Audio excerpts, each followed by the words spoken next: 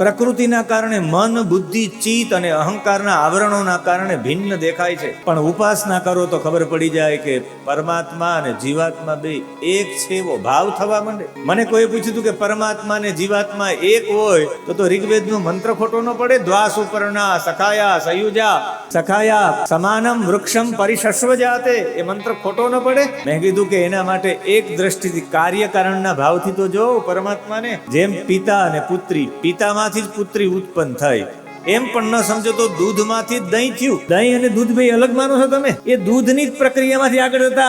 દૂધમાં જ વિકાર ઉત્પન્ન થયો એટલે એ જ દૂધમાંથી વિકાર ઉત્પન્ન થયો, એ જ દહીં થયું. દહીં અને દૂધ બે કંઈ અલગ નથી, એક જ છે. દૂધમાંથી જ નિર્માણ થયું છે, પણ એના ગુણધર્મો અલગ હોવાના કારણે એનામાં ભિન્નતા થઈ ગઈ છે.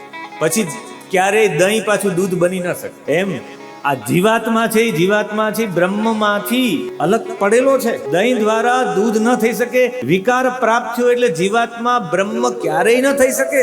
એક વખત જો એ સાધના કરે ને એ વિકારોનો ત્યાગ કરી દે તો શુદ્ધ આત્મભાવ પ્રગટ થાય. પણ એ આત્મભાવ પ્રગટ થાય ત્યારે મુક્તિનો અનુભવ કરે. સાધના કરતા કરતા એ સમયે એને અનુભવ થાય કે હું અને પરમાત્મા એક છે એવો અનુભવ થાય. એ અનુભવ થાય એનો જે આનંદ પ્રાપ્ત થાય, જે આનંદ પ્રાપ્ત થાય એને મુક્તિ કહેવાય. એનો અનુભવ કરી શકે. બાકી એમ કોઈ દિવસ દહીં પાછું દૂધ નથી બની શકતું. દૂધમાંથી દહીં બની શકે, પણ જેમ દહીં નથી બનતું એમ પરબ્રહ્મ પરમાત્માનો જીવાત્મા અનુભવ કરી શકે. જીવાત્મા પરમાત્મા ન બની શકે.